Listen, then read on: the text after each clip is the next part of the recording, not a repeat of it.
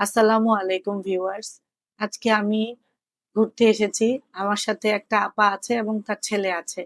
তার পরিচয়টা ভিডিওর মাঝখানে সে দিবে। আমরা একটা সুন্দর জায়গায় পেলাম, দেখেন কেমন একটা গ্রামীণ পরিবেশ, একটা ছাতা, বসার ব্যবস্থা। আসলে এখানে স্ট্রিট ফুড খাওয়া যায়। আমরা আজকে চটপটি খাবো। আমি এই চটপটি ভাইকে বললাম যে, "ভাই চটপটিটা আপনি যেভাবে বানান, আমি সবটা দেখাতে চাই। আপনার কোনো আপত্তি আছে কিনা?" উনি রাজি হয়ে গেলেন। এই যে দেখুন কিভাবে বানায়। তারা আসলে যে চটপটির যে ভ্যানটা থাকে ওখানে উনি নিয়ে আসছে। ও ভ্যানের ভিতরে এভাবে থাকে। সে চটপটিগুলো নিচ্ছে মিক্সড বিভিন্ন মসলা দিয়ে বানাবে। সেটাও আমরা আজকে দেখে ফেলবো। যাতে বাসায় বানাতে পারি এবং বাসার সাথে বাইরের কি তফাৎ সেটাও আজকে আপনারা এখান থেকে দেখতে পাবে। এই যে দেখুন সে চটপটি নিয়েছে। আসলে স্ট্রিট ফুড যেমন হয় খুব বেশি হাইজেনিক, খুব বেশি স্ট্যান্ডার্ড হওয়ার তো সুযোগ নেই। ওরা এই মগেই বানায়। আমি এটা খুব অবাক হয়েছি দেখে। আসলে অন্য সময় তো অর্ডার দিয়ে বসে থাকি, তারা দিয়ে যায়। কিন্তু আজকে যেহেতু ভিডিও করছি, তাই পুরোটা দেখতে পাচ্ছি প্রসেসটা কিভাবে বানায়। এই যেখানে সে বিভিন্ন ধরনের মসলাগুলো দিচ্ছে, কিন্তু কি কি মসলা দিচ্ছে সে খুব আমাকে বলছে না। তো তাই আমি আপনাদেরকে এরকম বলতে পারছি না। এই যে ধনেপাতা দিল। যেটা ভিডিও থেকে দেখলে বোঝা যায় তাই হয়তো আমরা বুঝে নিব।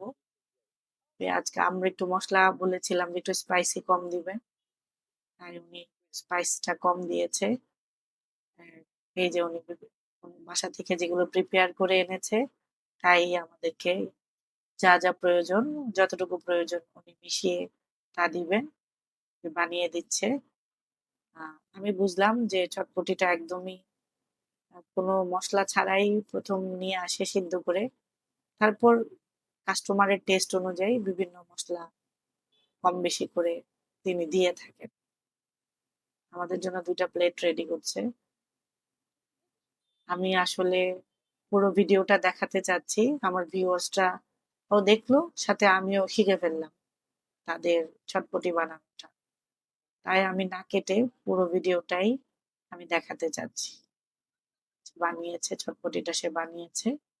এখন সে উপরে কিছু ক্রাঞ্চি উপাদান দিবে।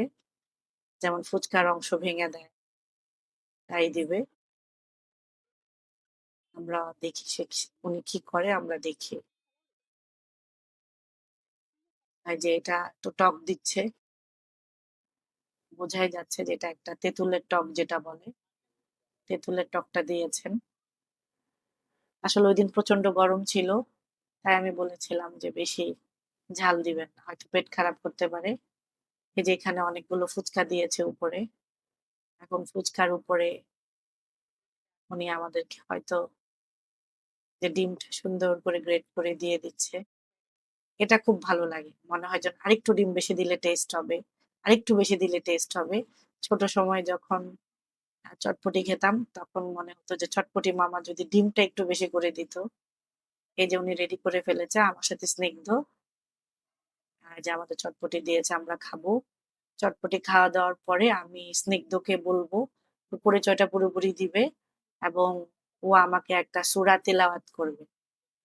ভিউয়ার্স, স্নিগ্ধর কোরআন তেলাওয়াত শোনার মাধ্যমেই আমরা আসলে আ শুনতে আমাদের ভিডিওটা শেষ করব। আপনারা পাশে থাকবেন। আমি যেন এভাবে ভিডিও করতে পারি এই আশাই রইল। আসসালামু আলাইকুম। আমি আমার নাম এস এম মুহাইমিনুল ইসলাম স্নিগ্ধ।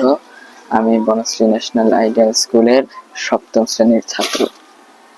স্নিগ্ধ, তুমি আজকে আমাকে আবার কি শোনাবা? আজকে আমি পবিত্র কোরআনের সূরা আর রহমান তেলাওয়াত করে শোনাবো। মাশাআল্লাহ, বলো। আউযু বিল্লাহি মিনাশ শাইতানির রাজীম। বিসমিল্লাহির রহমানির রহিম। আর রহমান আল্লামাল কুরআন খলাকাল ইনসান আল্লামাহুল বায়ান আশ-শামসু ওয়াল কামারু বিহুসবান আন-নাজমু ওয়াশ-শাজারু ইয়াসজুদান ওয়াস-সামাআ রাফা'াহা ওয়া ওয়াদা'আল মিজান আল্লা তাতগাউ ফিল মিজান وأقيموا الوزن بالقسط ولا تخسروا الميزان والأرض وضعها للأنام فيها فاكهة والنخل ذات الأكمام والحب ذو العصف والريحان فبأي آلاء ربكما تكذبان صدق الله العظيم.